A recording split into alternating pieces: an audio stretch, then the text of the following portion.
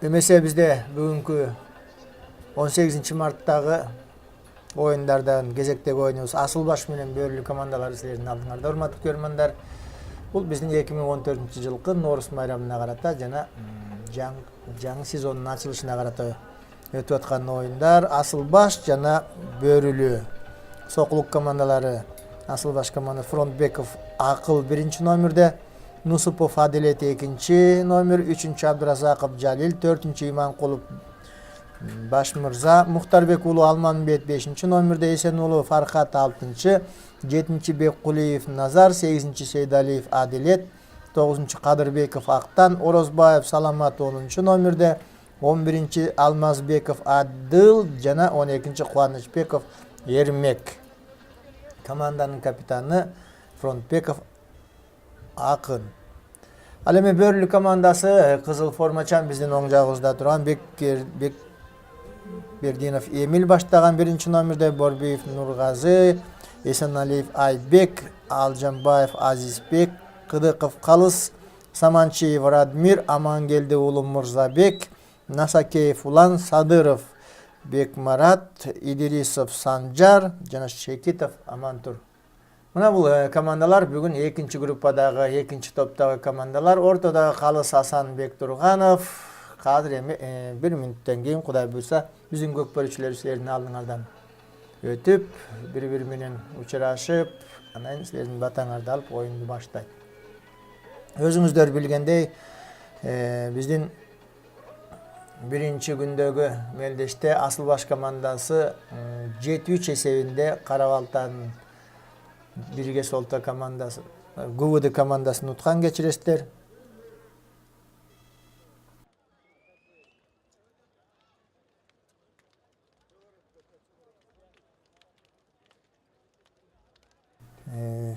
Асылбаш Карабалта командасын 7-3 эсебинде уткан. Мына бүгүн булар группалык оюндарда Бөрүлүү менен беттешип атат. Биздин атактуу дагы бир командабыз кызыл формачан. Мына силердин алдыңарда көп жылдардан бери ушул биздин жаңы көкбөрү оюндагы 2005-2006 жылдардан баштап 10-жылга чейин, 11-12 мына ушул убакка чейин десек да болот, биздин эң күчтүү алдыңкы командаларыбыздын бири.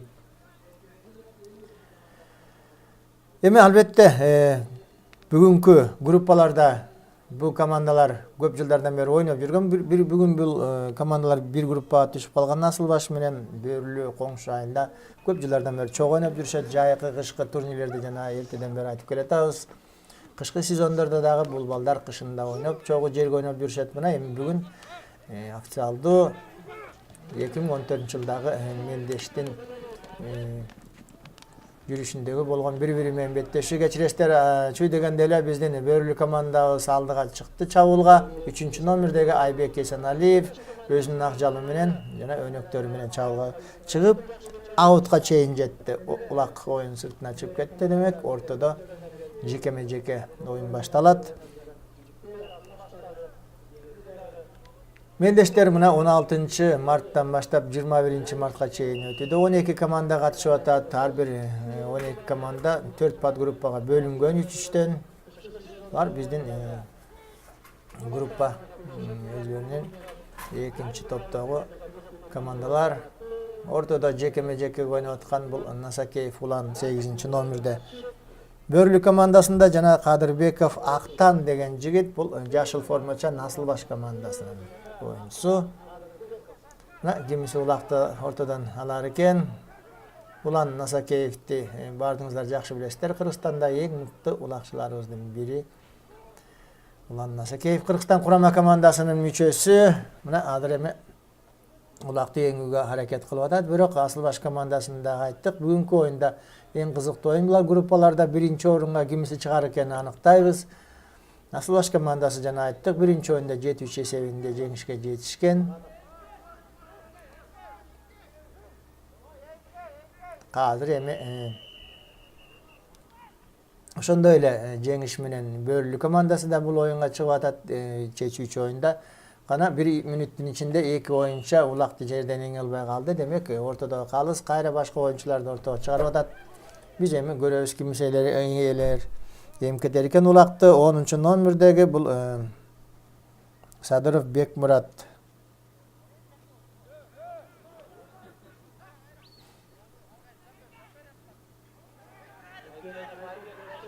Aldı ikinci номерде бұл Айбек.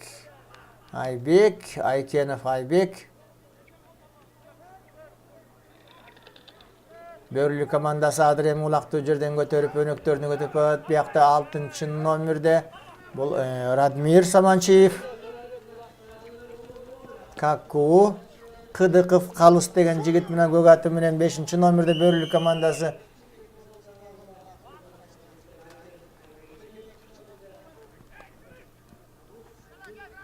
Кайрадан улак ойын таласынан чыгып кетти, жекеме-жеке.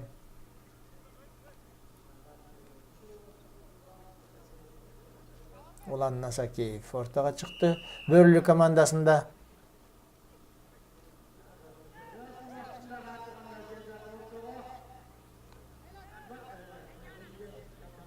Тогузунчу номер Бекмурат экен кечириштер. Биякта Асылбаш командасына Кадырбеков Актан 9 номер.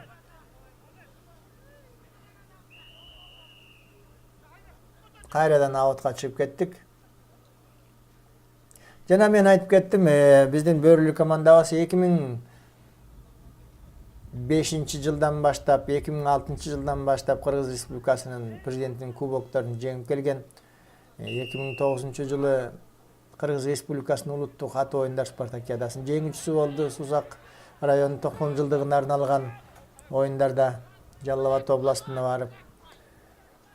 Андан кийин мына учурда кийинки жылдары алдыга Кабылан командасы чыкты, бирок дагы да болсо биздин Бөрлү командабыз ар дайым баш байгеге талапкер катары мыкты оюндар менен көрөрмандардын кубулуна толуп келатат. Командалардын ортосунда арасында жаңы оюнчулар пайда болуп, жаңы муундагы көкбөрүчүлөр чыгып атат. Албетте бул балдардан дагы көптү күтөбүз. Мына бүгүнкү оюнда да көрүп тургандай, команданын жарымы жаш оюнчулар болсо да, жаңы оюнчулар болсо дагы да болсо баш байге үчүн күрөшүп, мына финалга чыгууга аракетинде. Бул команда эгерде бүгүн жеңишке жетсе, жарым финалга чыгат. Жарым финалда биздин биринчи топтогу Талас командасы менен беттешет. Эгерде ал команданы да утса, анда финалга чейин чыгат деп турабыз. Демек, бул эки команда. Ошондой эле ой максаттар Асылбаш командасында да бар. Мына бул Асылбаш командасы кийинки мына 3-4 жылдан бери ушул биздин көкбөрү оюнуна кайрадан кошулуп, биздин мыкты командаларыбыздын арасына кошулгандыгы баардыгыбызды кубандырат. Эки команда көрдүңүздөр бири-бирин азырынча байкап турушат. Ортодо улак өзүнчө жекеме-жеке оюндар гана өтүп атат. Ана көрөлүк, дагы да болсо Асылбаш командасынын оюнчусу бул Кадырбеков Актан болчу 9 номерде жерди ат менен. Анын атаандашы Улан Насакеев. Бул жолу улакты жүрүп алабы, жокпу көрөбүз.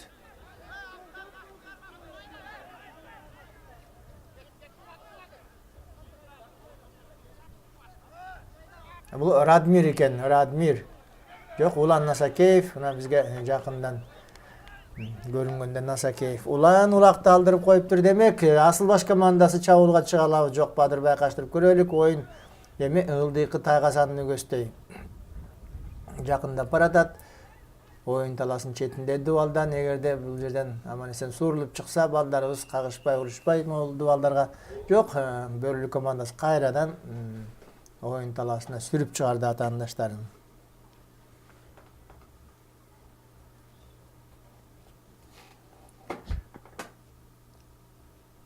Асылбаш жана Бөрлү командалары.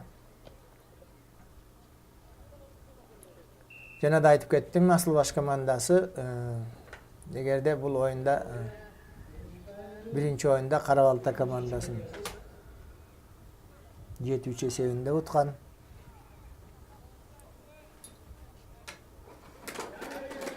Бөрлү командасы дагы Карабалта командасы менен оюнда бул техникалык жеңишке жетишти.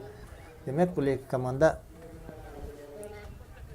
бүгүн чечүүчү группалык оюндарда чечүүчү оюнду өткөрүп атышат. Кимиси утса, жарым финалга чыгат. Азыр эми мынакей көрдүк, жакшы ыңгайлуу учур болду эле бул жерде.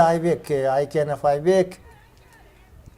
Айбек деген дагы биздин жаш болсо дагы мына белгилүү оюнчуларыбыздын бири болуп калды. Мына бир 5 жылдан бери ойноп жүрөт бул бала.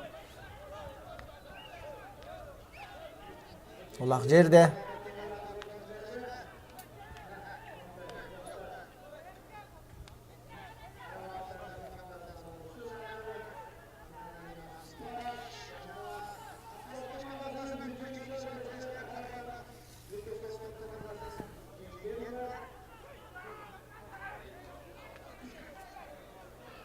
Асыл баш командасы аракет кылып атат улакты көтөрүүгө.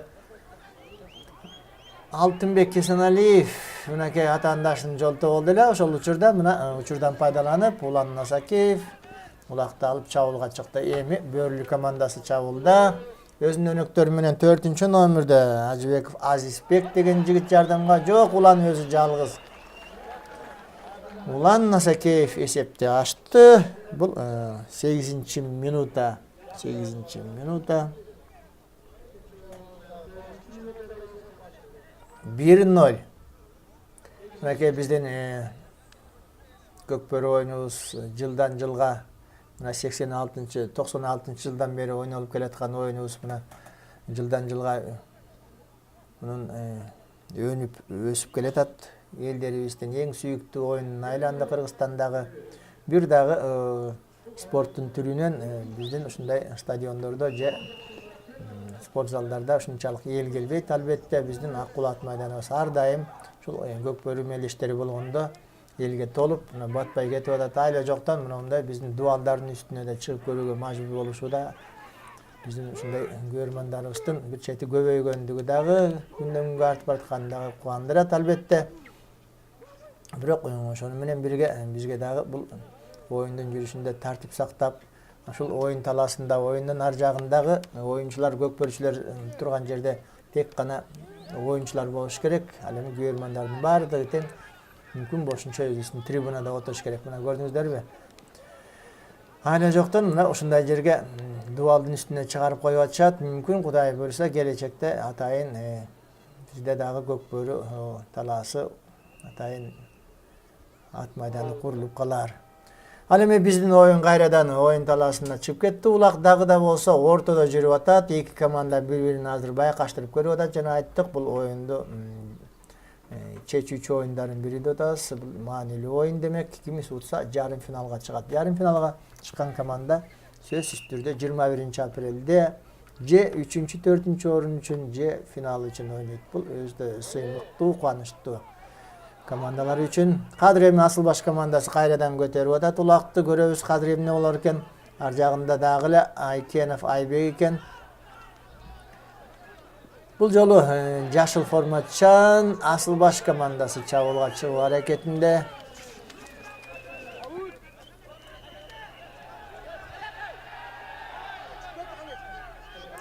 Номер мына биздин Асыл баш командасында Кадырбеков актан ортодон улакты жекеме-жекеде еңген. Мына өзү чабуулга чыгып атат.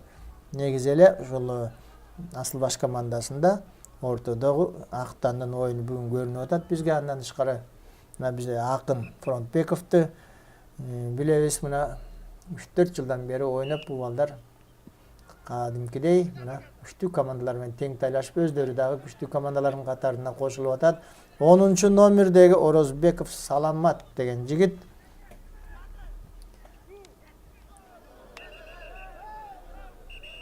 улак жерде.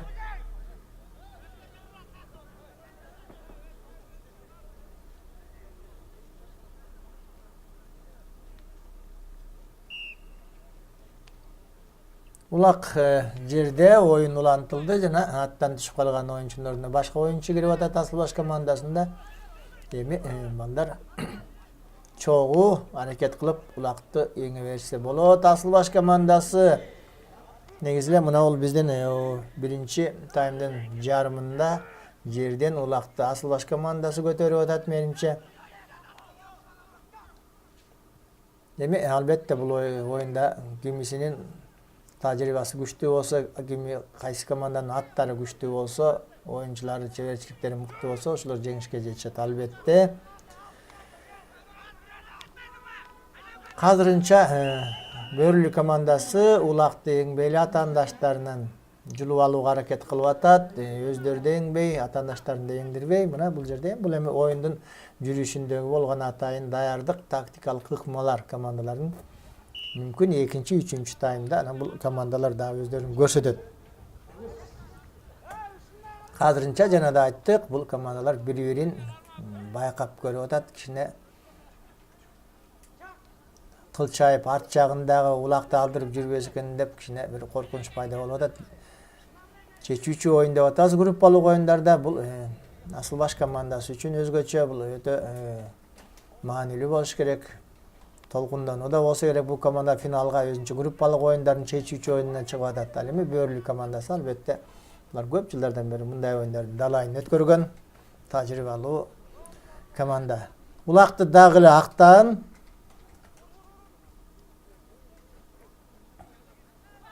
Асыл баш командасында 9-номер Кадырбеков Актан.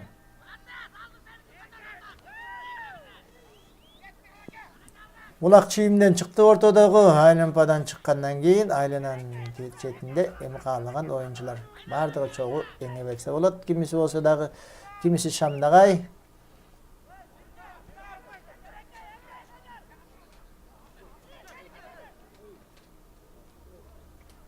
Эсеп 1-0. Оюндун биринчи таймдын 8-минутасында Улан Насакеев Бөрлү командасын алдыга чыгарды. Бул биринчи таймдын 8-минутасында болгон окуя. Каку Кыдыков улакты жакшы эле көтөрүп барат эле, бирок анын колунан түшүп калды. Улак кайрадан ортого келаткан Каку дагы бир ирет аракет кылып көрөйүн деп атат. Улакка жетпей жатат, көрдүңүздөр. Асыл баш командасы да улакты тегеректе болгон айла жок. Ортодо калыс кайрадан жеке чыгарган жатат. Ар бир командадан бирден оюнчу кайрадан күч сынашат. Эмесе Улан Насакеев дагы эле Бөрлү командасында ошол эле Кадырбеков Актан.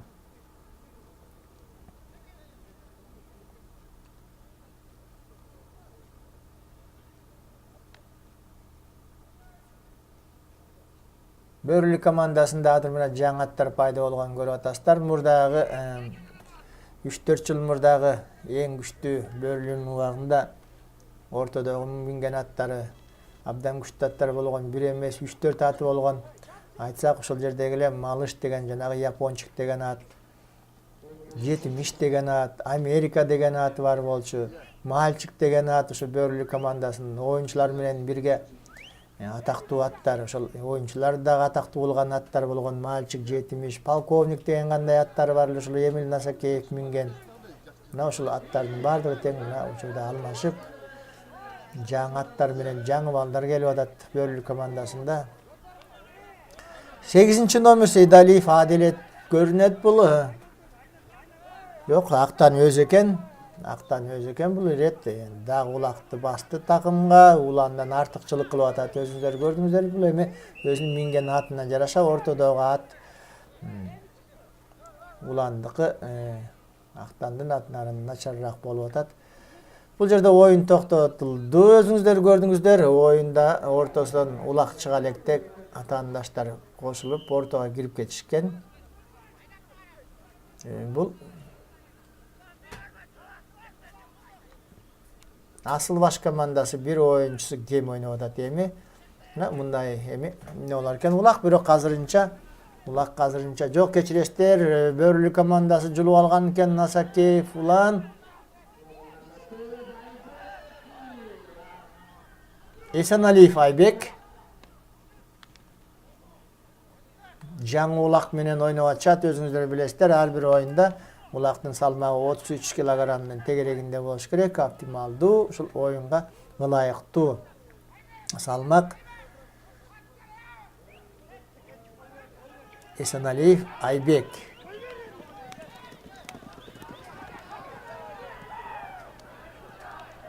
Көрдүңүздөрбү кандай чабуулга чыгып аткан Айбек, Эсеналиев, улак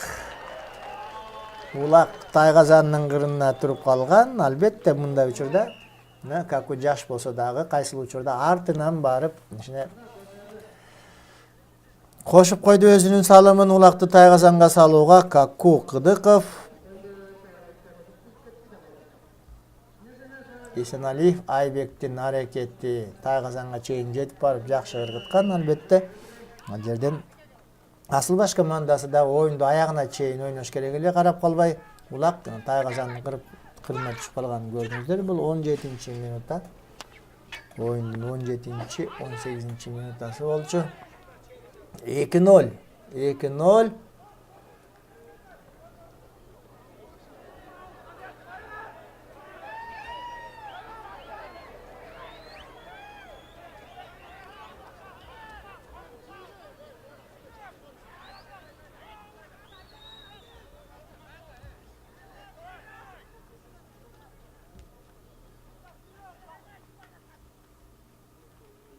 Asılbaş komandasında Ulak.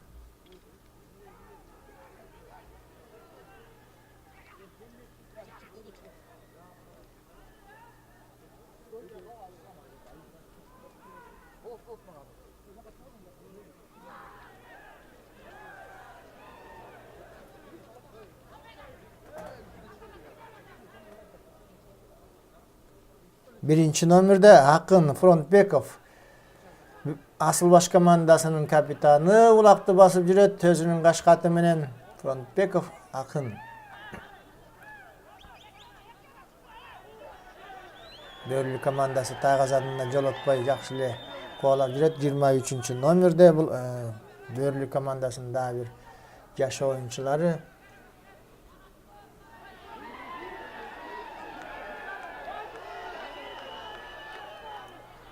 Frontbekov Akın.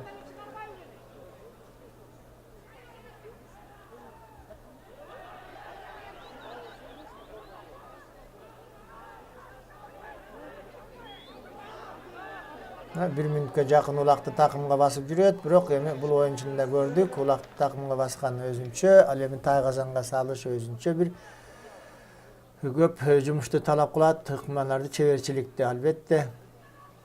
Дагы үйрөнүш керек. Азырынча ал Тайгазанга жетип Ulakты чаап баратып салуу же өзү жалгыз барып кара күчкө салып ыргытуу ар бир баланын колунан келбейт көрүнөт. Командада муну дагы ойлоп иштеп чыгыш керек, экөөлөп ыргытыш керекпи?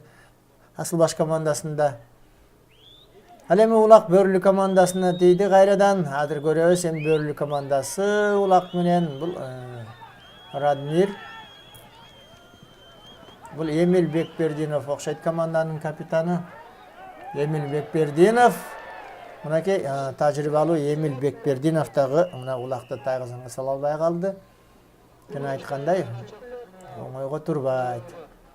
Ошону менен урматтуу көрөрмандар, мына акыркы чабуул, акыркы секундаларда биринчи таймдагы чабуул Бөрүлүнүн чабуулу менен аяктады. Бул биздин биринчи таймдагы оюндун жыйынтыгы 2-0 эсебинде Бөрүлү командасы алды да.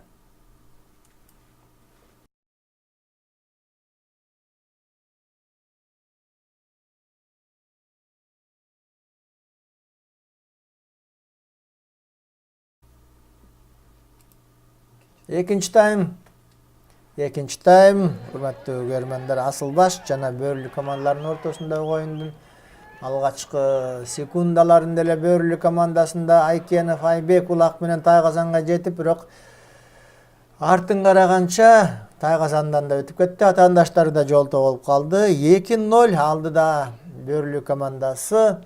Мен азыр бул командаларынын оюнчулары менен дагы бир ирет тааныштырып өтөйүн.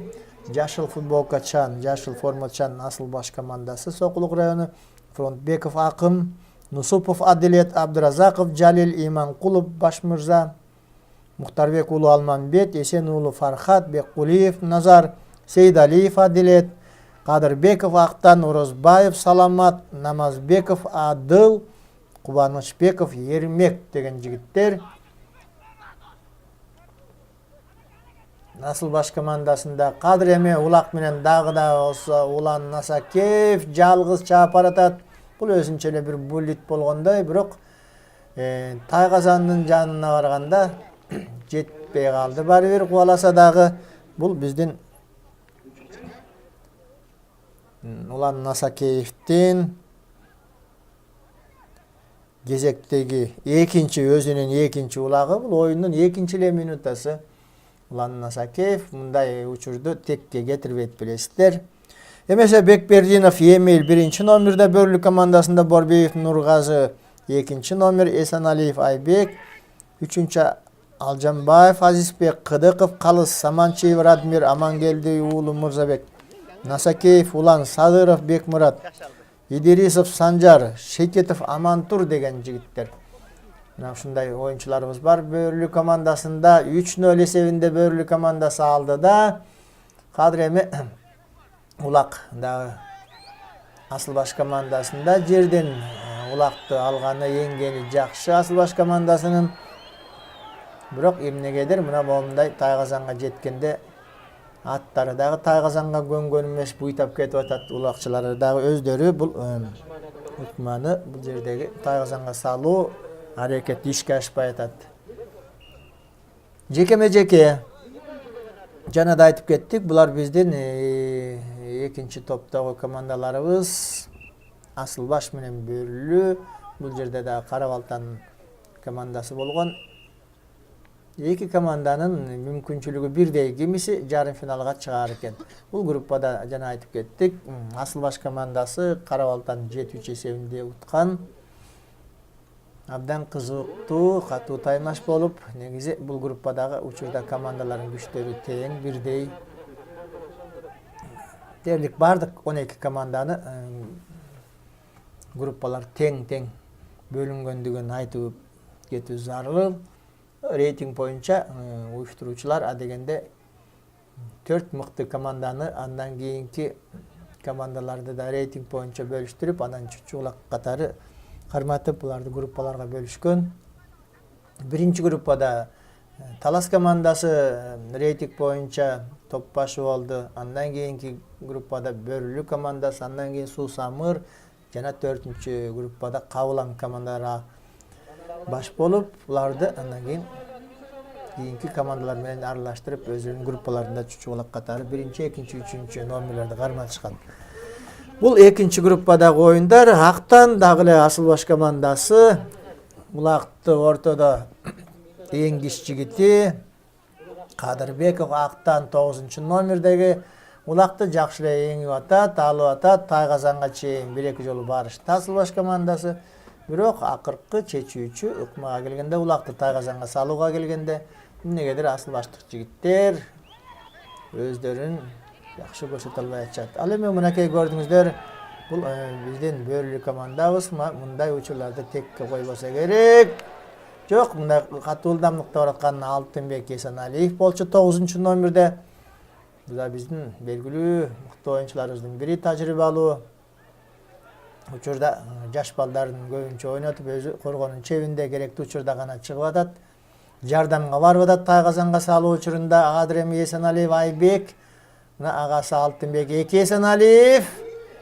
Мына акыры Алтынбек Эсеналиев кичине намысына тийип коюш окшойт. Эми эле улакты сала албай калганда кайрадан келип жинденип, бул Алтынбек Эсеналиев деген татынакай жигитибиз өзүнүн Бөрлү командасына кезектеги улакты алып келип атат. Ошентип бул биздин 4-чү, 5-чи улак.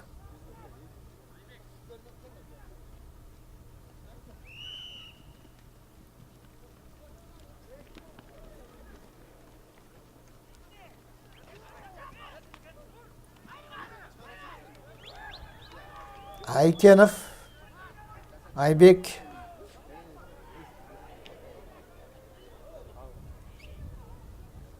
Төрт ноль.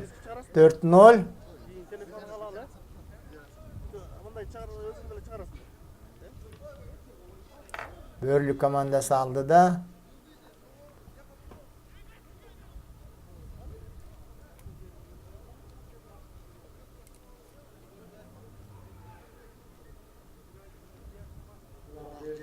Улак жерде.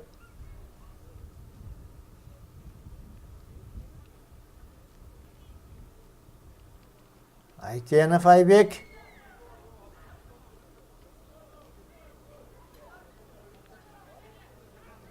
Насакеев уланга тийди улак. Кай жагынан болбосун дагы улак сол такымда болобу, оң такымда болобу, Насакеев уланга баары бир. Азыр эми оңдон түздөнүп, биякта узатып алып, өзүн кайрадан чабуулун көрсөтөт. Бөрлү командасы, улак Насакеев, уланда Кыргызстан курама командасынын мүчөсү. Насакеев, улан, мына көрдүңүздөрбү, бул 7-чи минутада.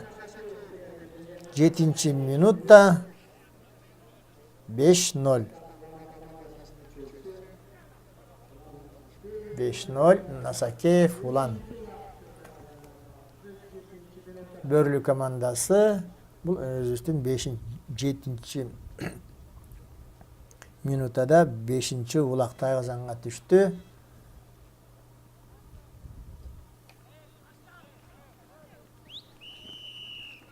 5-0.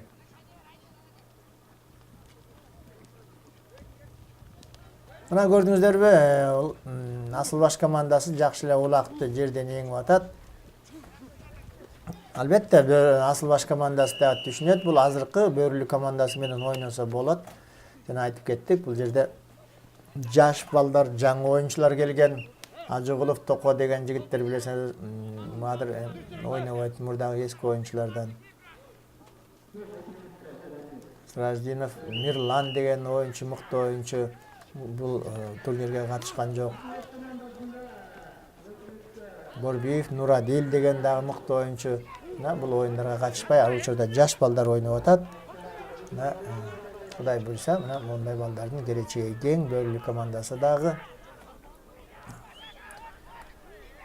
жаш болсо дагы командалардын арасында ар дайым байгелүү орундарга талапкер болуп келатат. Эми Бөрүлү командасы кезектеги чабуулга чыгып атат. Кызыл формачан Бөрүлү командасы.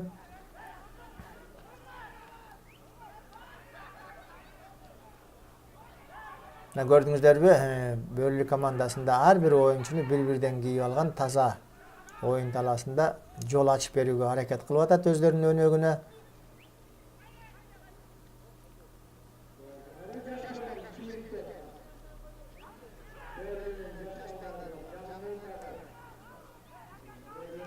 Бөрүлү командасында улак Радмир.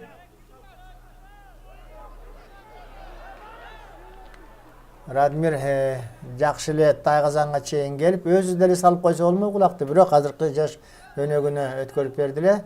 Аны да көрөйүн, өзүң сал дегендей кылды, бирок жаш балдарды көрдүңүздөр, улакты бул ирет Тайгазанга сала албай калды, ыңгайсыздуу болуп калды анын үстүнө. Бөрүлү командасында жаш балдардын аты жөнү да так билинбейт. Бул жердеги заявкасы да жок экен. Ар кандай номерлер жазылган. Кимиси Азизбек, кимиси Бекмурат, Санжараман турлары азырынча билинбей турат. Бизге дагы ал эми эски оюнчуларын биз алыстан көрүп таанып атабыз мүмкүн болушунча.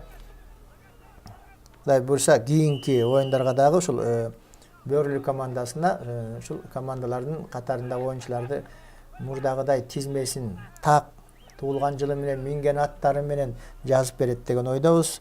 Себеби мурдагы чемпион убактарында ушул Бөрүлү командасы ар дайым биринчи болуп, командалардын тизмесин компьютерден басып, 2 экземплярда, 3 экземплярда алып келип берип жүргөн. Мына былтыркы жылдардан бери ушу жаш оюнчулар кимиси ким экени таанылбай, биздин командаларды, ушу командабызды көрөрмандарга тааныштыруу кичине кыйынга туруп атат. Эми Кудай буйрса, бул балдар дагы чемпион болсо, анан бул балдарда биз жалпы көрөрмандар менен чогуу алыстан таанып калабыз. Ага чейин бул балдардын дагы формаларындагы номерлери дагы оңолот деп ойлойбуз. Себеби бирөөнүкү 23, 15, 18 деген номерлер жүрөт. Ал эми тизмеде бизде 12 гана бала ойнош керек. Бирок ошолордун номери дагы бул жерде тилекке каршы бизге айтууга кыйын болуп атат, анткени так эмес болууда. Ал эми оюнга келсек, эсеп кайрадан ортодо жекеме-жеке 5-чи номер бул Муктарбек уулу Алмамбет ортого чыккан экен. Кезек азыр эми Алмамбетке келиптир, актан эс алып атат. Оюнду көрдүк экинчи таймда. Мына 3 улак түшүп кетти. Тайгазанга атаандаштын тагысына 5-0.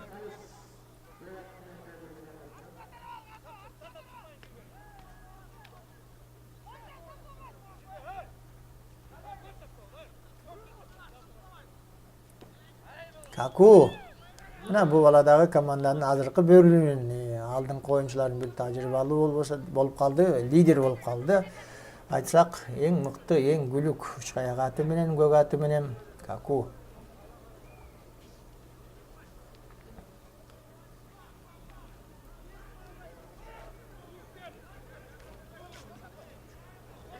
Көкбөрү оюнундагы командалардагы оюнчулардын арасынан эң кичинекей болуш керек. Бою жагынан бою кичинекей, бирок карлуу, шамнагай, мыкты оюнчулардын бири болуп калды бул Каку. Өзүнүн аты калыс, Kıdıkov 5-ci номерде, 8-ci номерде Насакеев Улан, Есеналиев Айбек 9-cu номерде жана Радмир Саманчиев Радмир. Мына жердеги мына эң негизги 4 оюнчу Бөрлү командасында мына Айбек Айкеновду кошсок болот, 5 оюнчусу. Бул балдарды биз жакшы билебиз. Булак азыр Насакеев Уланга тийди.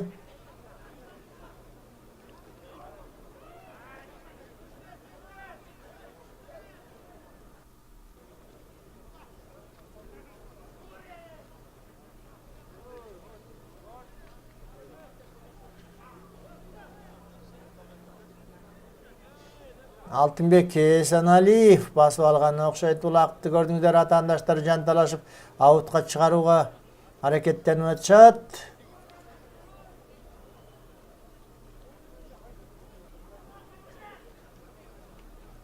Oyun talasının çetinde dualga jabıştıra urup atышат Алтынбекти, бирок Алтынбек сурулуп чыкты жана Какуга өткөрүп. Эми карап туруңуздар, Алтынбектин бул жердеги аракетин көрдүңүздөрбү? Эки оюнчуну бирдей кандай кийип кетти Какуга. Мына Каку мына өзүнүн күлүк аты менен абдан кооз голдордун бири. Бул эми көрсөтмө катары кайта бир көкбөрүнө тайгазан оюнду кандай ойнош керек, тайгазанга кандай салыш керек, чабуулга кандай чыгыш керек жана атаандаштарын кандай кийип өнөгүнө жол ачып бериш керек деген бул өзүнчө эле бир окуу методикалык бир көрүнүш болду окшойт. Кезектеги улак тайгазанга түштү. Кыдыков, Каку, Азамат жигит өзгөчө бул жерде Алтынбек Есеналиевдин иш аракетин белгилей кетелик. Командасы мына толугу менен десем болот. Мына Асылбаш командасы толугу менен жалгыз Асылбек Есеналиев тосуп калды ушул Асылбаш командасын.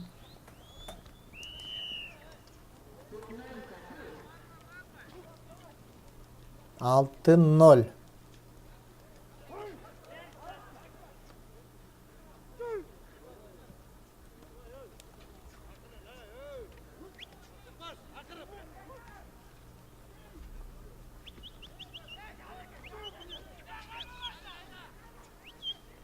Aykenov Aybek dagы эле 2-ci номерде. Мына 2-ci таймда Aykenov Aybek 1-ci таймдын орто ченинен баштап мына жерди дагы эңип аткан. Бул Aykenov Aybek Бөрлү командасында. Бул дагы жаш бала. Жаш болсо дагы жана айтып кеттик, негизги бир 5 оюнчу, эң күчтүү 5 оюнчусунун белгилүү оюнчуларынын бири бул Aykenov Aybek болуп калды. Каку, Кыдыков, Бекбердинов Эмил бар айтмакчы. Команданын капитаны мына ал учурда өзүнүн жаш өнөктөрүн ойнотуп өзү баш көз болуп карап турат. Aykenov Aybek Бөрлү командасынын 2-ci номердеги оюнчусу.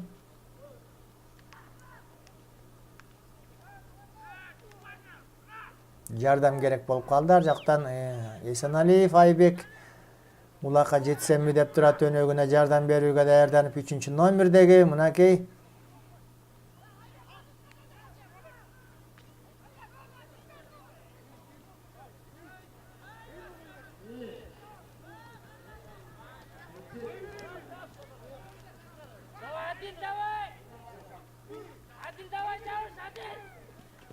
Есеналиев Айбек мына оюн таласынын четине жетпей ордунан чимирилтип атканын көрдүңүздөр. Мынта атта өзүнүн ак жалы. Эми ал Улан Насакеевге өткөрүп берди. Улан Насакеев 8-ci номердеги Бөрлү командасынын эң мыкты оюнчусу. Бул Кыргызстан курама командасында ойнап жүргөн эң күчтүү оюнчуларыбыздын бири. Кыргызстандагы кезектеги улак тайгазанга түштү. 17-ci минутта 7-0.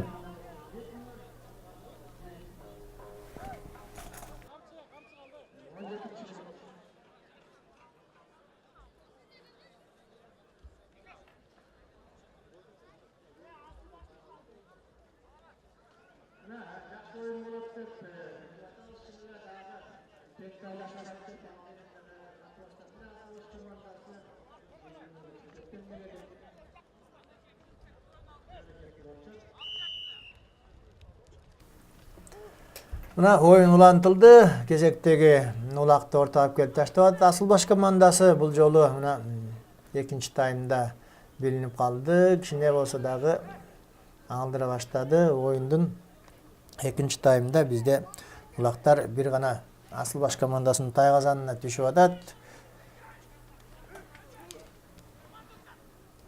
Жана айткандай, экинчи таймда Бөрлү чыныгы оюнун көрсөтө баштады. Жаш оюнчулары болсо дагы биринен артынан бир улактар тайгазанга түшүп атат. Ошол эле Насакеев мынакей өзүнүн 3-чү улагын Кыдыков калыс улак салып атат. Айбек Эсеналиев.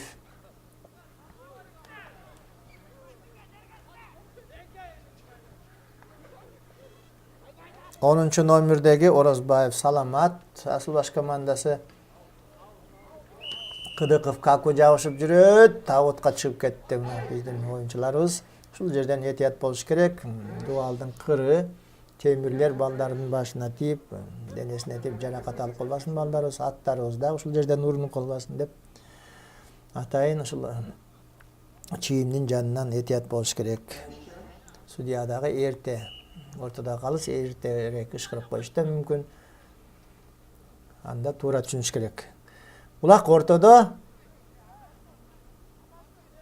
Кыдыков Каку.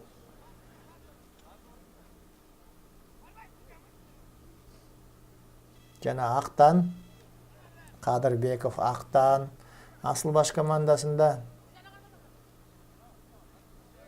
Каку жетип калды, көрдүңүздөр. Мына кандай шамдагай жигит, эми дагы азыр жулуп келет жок. Актан алды баары бир.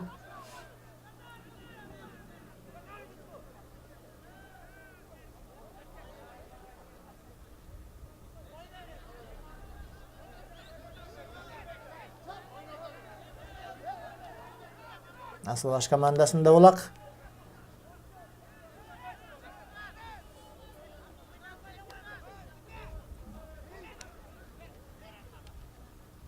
Мына эми ортодогу чийимден чыккандан кийин калган оюнчулар дагы улакка жабылып, бирок Асылбаш командасы бул ирет дагы чабуулга чыга албады. Кайрадан аутка чыгарып жиберишти, көрдүңүздөр. Бөрлү командасы 7-0. 7-0. Бөрлү командасы өзүнүн группасындагы кезектеги жеңишке жетишип атат. Жана да айтып кеттик, эгерде бул команда бүгүн утса, эртең жарым финалда 20 мартта жарым финалда Талас командасы менен беттешет.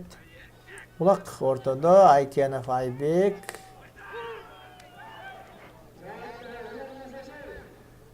Насакеев улан экен. Насакеев Айбек мына тайгызанга жетти дегече сөзсүз улак тайгызанга түшөт. Улан Насакеев өзүнүн бүгүнкү оюндагы 5-чи улагын тайгызанга салды. Урматтуу көрөрмандар, бул биздин 19-минутта 20-минуттага кеттик. Ошону менен бул экинчи таймыбызда аягына чыгып баратат. 8-0, 8-0. Экинчи тайм Бөрлү командасы толугу менен жеңишке жетишти. Экинчи таймда 8-0.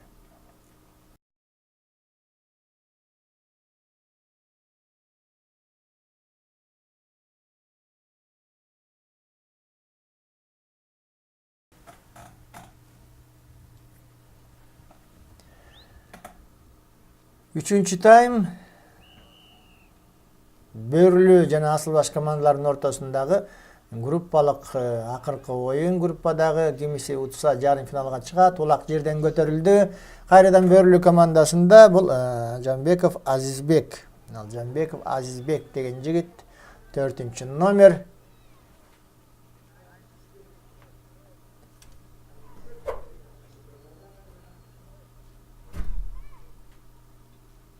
Бөрлү командасы чабуулда.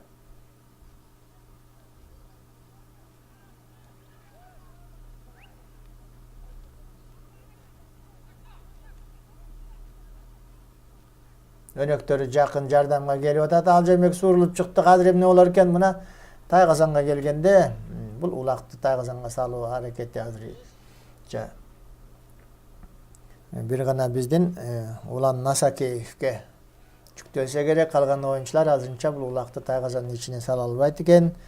Жаш команда, жаш оюнчулар деп атабыз. Улан Насакеев албетте мындай учурду текке кетирбейт. Өзү байкады, өнөгү колу да чарчап, жерге түшүп калган улакты өзү еңип акырын атаандашын тайгазанына салып койду. Бул 9-чу улак тайгазанга түштү деген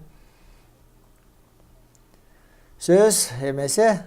3-чү таймда Асылбаш командасы тек гана өзүнүн тайгазанын бекем сактоого аракет кылыш керек болуп калды. Кубалап жетүүгө мүмкүнчүлүгү барбы жокпу ким билет. 9-0.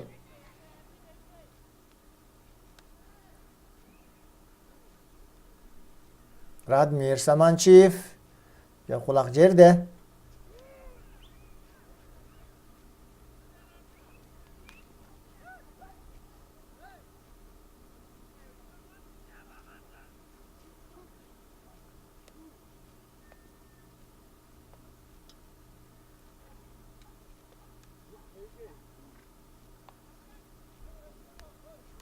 Бешинчи номерде Каку Кыдыков аракет кылып көрдү.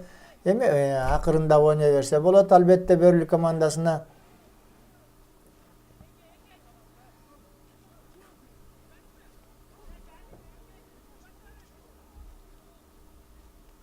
Бөрлүк командасында улак 3-чү номер Абдыразаков Жалил.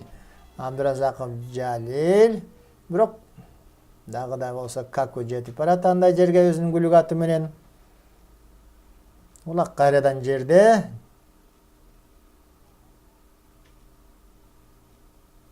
Алды Бөрлүк командасы. Какуга өткөрүп берди. Өнөктөрү көрдүңүздөр. Эми Какуга жетип алгыла. Өзү да карагылачы оозун тартып баратат. Аттын ошондой болсо дагы бир 5 метрдей акырын биздин айттык.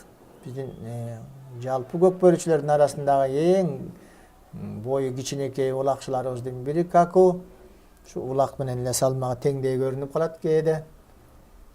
Кадыр эми улакты салам деп өзү улактан биринчи аттан учуп түштү. Кудай сактасын, бирок биздин балдар шамдага балдарыбыз кайра ордунан туруп басып кетти. Негизгиси биз ар дайым айтабыз, балдарыбыз этияттап ойноп, эрежени бузбай, травма албай үйлөрүнө кайтса деген максатыбыз бар ар дайым. Оюн деген оюн албетте. Oyun учурунда кичине балдарыбыз да жаракат алып калып атат, бирок ошондой болсо да азыраак болсо экен деген ойдобуз. Улак кайрадан ортоп келип ташталды. Бөрлү жана Асылбаш командасынын ортосунда оюн. Бул группалык оюн 18 март.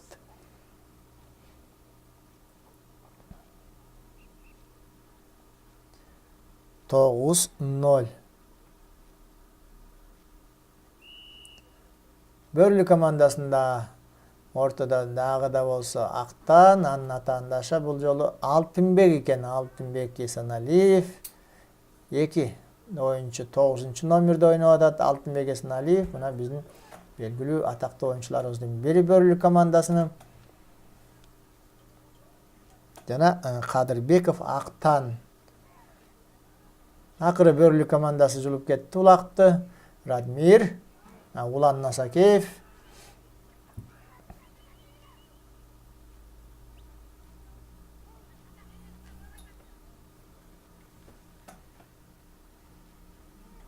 Улан Насакеев өзүнүн өнөктөрү менен чабуулга келатат. Азыр эми мына айткандай эле сөзсүз улак Насакеевке тийгенден кийин ал тайгазанга түшүш керек.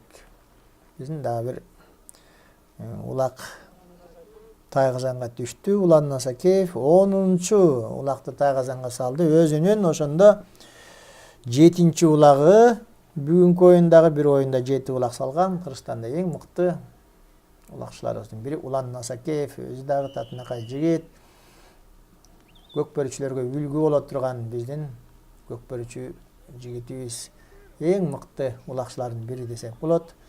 Эми улакчы деген мыкты улакчыларыбыз көп, бирок ар бир баланын жүргөн турганы, алардын үлгү боло турган жагында эске алсак, бул идеалдуу улакчыларыбыздын бири. Эң татынакай жигитибиз Улан Насакеев.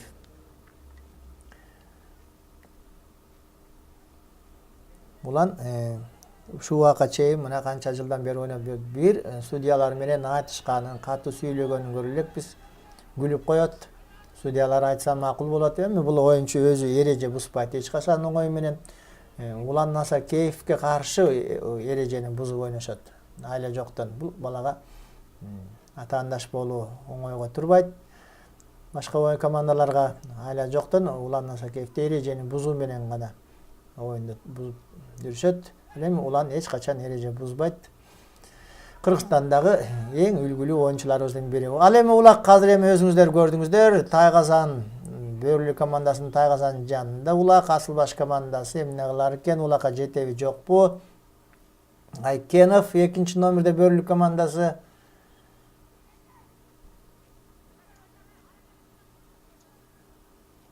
Акын Фронтбеков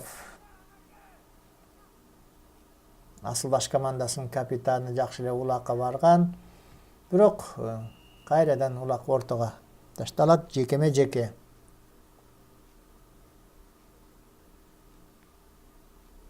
Ортодогу калыс Асан Бектурганов.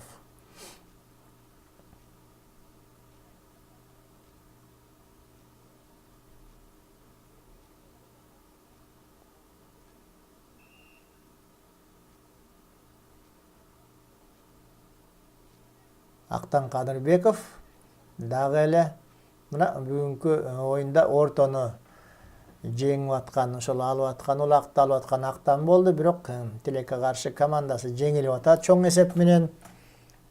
Бул оюндун жыйынтыгы анык болуп калды десек болот. Бул эми Асылбаш командасы бүгүнкү турнирдеги өзүнүн оюндарын жыйынтыктап аяктайт. Кийинки мелдештерге даярдана берсе болот. Жана да кече күнү да айтып келдик, биздин алдыда май айында 9-майга карата Үсен Кудайбергенов жана Сүймөн Кулчукмуровдун жаркын элесине арналган мелдештер өтүүсү күтүлүүдө. Кудай буйруса ал күндөрү дагы оюндар болот. Бирок ал дагы ага чейин 1,5 ай бар. Ал оюндар тууралуу мүмкүн алдын ала айтылып, Көкбөрү Федерациясы өзү чогулуп, жетекчилери качан чогулат, канча команда ойнойт, анын баарын ошондо командаларга жарыя кылышат. Азырынча биздин Норус майрамына карата өтүп аткан мелдеш 2014-жылдын 18-марты Асылбаш жана Бөрлү командаларынын ортосундагы оюндун 3-жарымы акырын этеп болуңуздар. Бул жакта көрдүңүздөр 3-номерде Жалил Улак менен болчу. Улакты басып жүргөн Жалилдин колунан атаандаштары Улакты уруп түшүрүштү. Жерде Улак эми кимиси эңер экен көрөбүз кайрадан. Бул жерде эреже бузулган жок деди. Ортодо калыс Асан Бектурганов.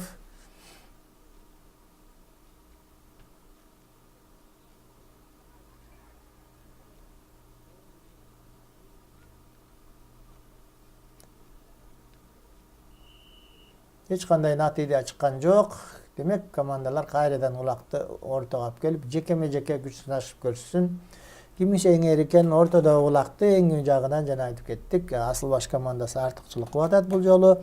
Бул дегиле бир биринчи жолу ушундай болсо керек. Бөрлү командасы оңой менен ортодо жерди башка атаандаштарына берчү эмес. Мурда күлүк аттары менен ортого турган атайын үйрөтүлгөн мыкты аттар болгон.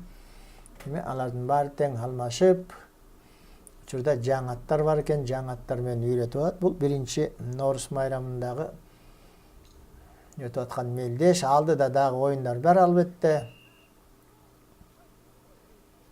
Ага чейин бул оюнчуларыбыз да такшалып, аттары да көнүп калат, ортого туруп, Тайгазанын жанына барып токтогонду да бар тең биздин улакчылар үйрөтөт деген оюбуз бар.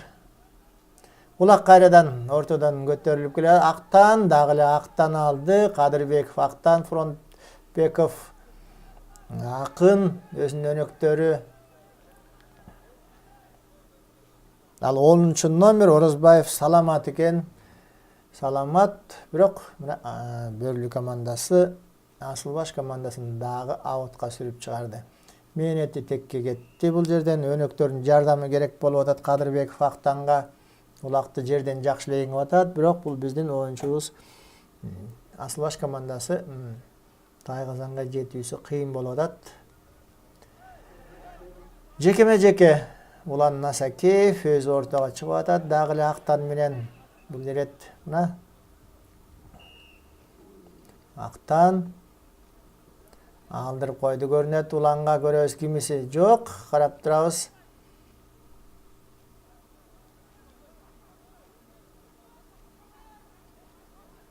Такымга да басып алды Актан Азамат.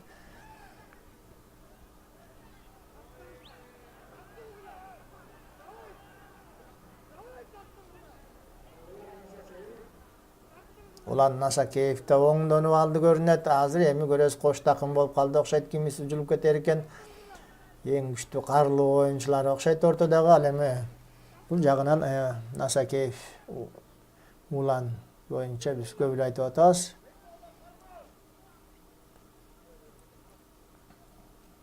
Карлуу жигит.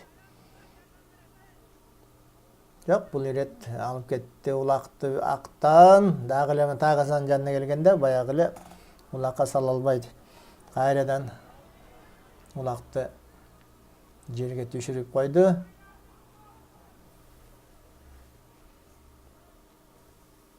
Алтынчы номерде Эсен уулу Фархат Асылбаш командасында мына жерден энген жагынан Асылбаш командасы жакшы эле оюн көрсөтүп атат. Өзүнүн чеберчилигин, бирок Тайгазанга келгенде эле мына момундай кылып Тайгазанга сала албай жерге кыргытып атышат.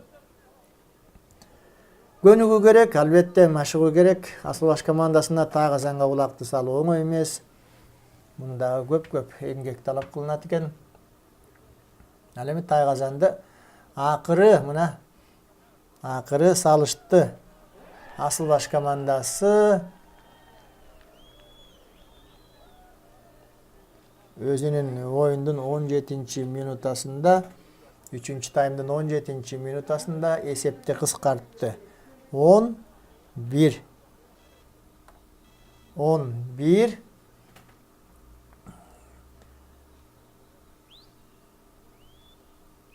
Улак ортодо кайрадан оюн башталды. Алтынбек Эсеналиев эки оюнчусун бирдей атаандашын бирдей сүрүп улакка жеткирбей жатат. Көрдүңүздөр, Айкенов Айбек, Кыдыков Каку бар экен бул жакта Бөрлүк командасында. Каку, Айкенов. Асылбаш командасында Иманкулов Башмырза улакты жеңип аткан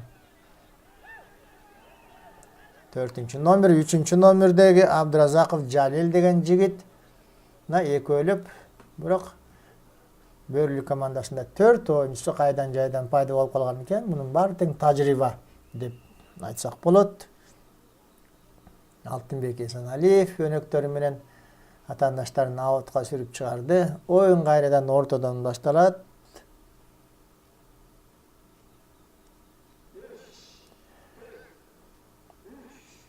Мынакей биздин оюнубуз дагы аягына чыкты. Урматтуу көрөрмандар, ошентип бул биздин 18 мартта өткөн Асылбаш жана Бөрлүк командаларынын ортосундагы 2-чи группадагы оюн аягына чыкты. 11 эсебинде Бөрлүк командасы Асылбаш командасын жеңип, жарым финалга чыкты. Бул биздин мына биринчи, экинчи группалардагы командаларды айтып берсек болот. Эми биринчи группада, биринчи топто Талас командасы биринчи орунду ээлеген. Экинчи топто демек Бөрлүк командасы биринчи орунду ээледи. Булар эми жарым финалда бири-бири менен беттешет 20 мартта. Эки командага бирдей рахмат айтып коелук. Жакшы оюн көрсөтүп беришти.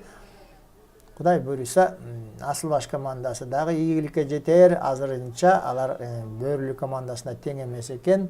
Ал эми мына Бөрлүк командасы силердин алдыңыздарда батаңыздарды берип коюңуздар. Ийгилик каалайбыз. Командалар дайынданып, кийинки оюндарга даярдана беришсин. Асылбаш командасына да рахмат. Мына ар дайым мына чогулуп ойноп жүрүшөт. Булардын чеберчилиги жылдан жылга артып баратканы көрүнүп атат. Кудай буйруса, бул командага да ийгилик келет.